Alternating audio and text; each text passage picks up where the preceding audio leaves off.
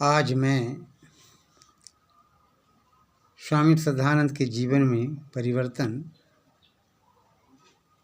इस विषय पर बोल रहा हूँ। भाग 2 है। महर्षि स्वामी दयानंद विलक्षण प्रतिभा के एक महान व्यक्तित्व थे। दयानंद ने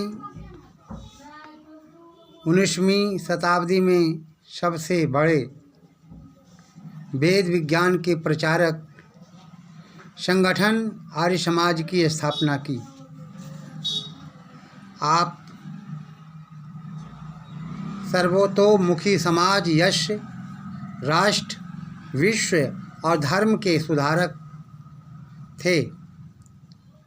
जब चारों ओर अथाह अंधेरा हो, अन्याय एवं अभाव हो, सुख सुविधाओं की संपन्नता के होते हुए भी व्यक्तित्व स्वयं को असहाय पाता हो, अनगणित चकाचौंध एवं मतांतरों के असंख्य झुंडों के बीच भी असाध्य असंभव समस्याओं का समाधान केवल आर्य समाज एवं ऋषि दयानंद के वैदिक सिद्धांत ही हैं। ऋषि ऐसी महान विभूति थे जिन्होंने अपने गुरु दंडी स्वामी विरजानंद जी को भी चमका दिया और अपने प्यारे श्री स्वामी श्रद्धानंद जी को भी महानता के शिखर पर पहुंचा दिया। या था उनके दिव्य ज्ञान के प्रकाश का प्रभाव वस्तुतः महर्षि के गुणों को कहाँ तक गिनाया जाए, मैं समझता हूँ। यदि उनके आशानों की गुणगानों को मैं गुणगान करूं तो बहुत कम है। ये तो प्याज की पंखुड़ियों के समान खुलते ही जाएगी। सत्य तो यह है कि महापुरुषों के गुणों का केवल बखान ही नहीं, उनके जीवन का अनुकरण से ही लाभ प्राप्त होता है। तभी लोहा पारस छू सोना बन जाता है। स्वामी श्रद्धानंद जी पहले पक्के पौराणिक मुंशी राम थे। महर्षि दयानंद जी से ओम पर 10 मिनट व्याख्यान के प्रभाव से अर्थात प्रभाव ने आत्मिक आनंद एवं हलचल मचा दी। स्वयं बोल उठे। मैंने बड़े बड़े वक्ताओं के व्याख्यान सुने, किंतु जो कोच महर्षि दयानंद की वाणी में पाया वह अन्य कहीं नहीं अनुभव हुआ। जिन सच्चाइयों का प्रचार ऋषि किया करते थे, उन्हें क्रिया में लाना एवं सिद्ध करना भी उनका ही काम था। भगवान श्री कृष्ण की तरह ऋषि के लिए भी 3 लोकों में कोई कर्तव्य शेष नहीं रह गया। मुंशी राम का कायाकल्प हुआ और सच्चे शिष्य बनकर ऋषि ऋण से ओऋण होने की दृढ़ प्रतिज्ञा की। स्वामी जी के व्याख्यानों और जीवन संबंधित घटित घटनाओं के प्रभाव से आत्मिक ज्योति प्रकाश हो गई। एक बार पिताजी ने मुंशी राम से कहा, जाओ पुत्र, ठाकुर जी की माथा टेको और प्रस्थान कर जाओ। यह मुंशी राम की परीक्षा की घड़ी थी।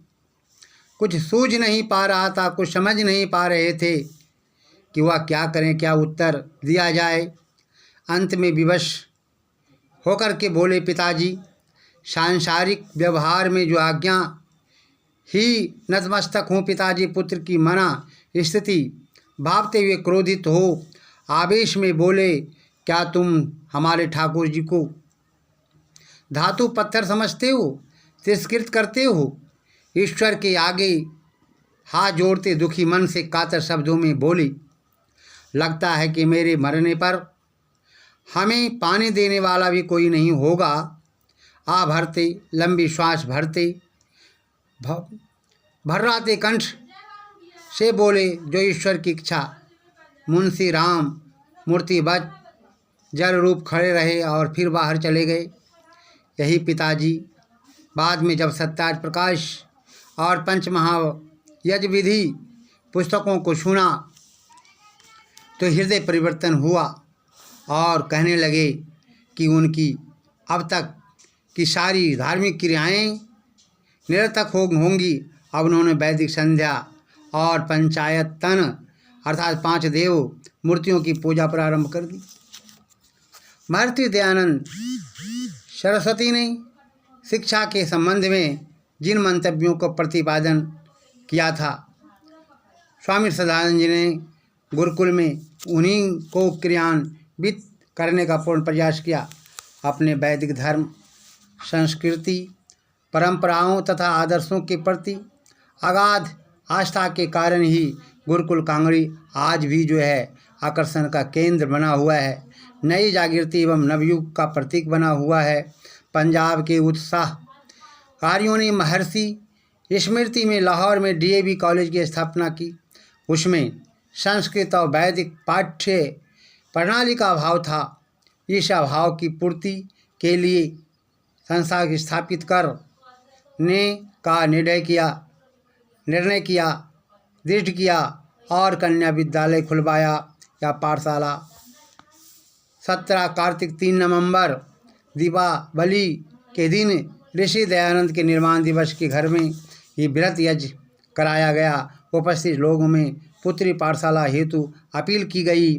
सर्वसम्मति से अपील स्वीकृति हो गई, जिसमें अपनी पुत्रियां ईसाई शिक्षण ग्रहण करने की जगह वैदिक प्रणाली समझ विद्या से विद्यावती हो गई। जालंधर में कन्या विद्यालय का जो आज भी वट वृक्ष की भांति खूब फल फूल रहा है, अब इस शाखाएं की खूब दूर सुदूर गांव तक फैल चुकी है।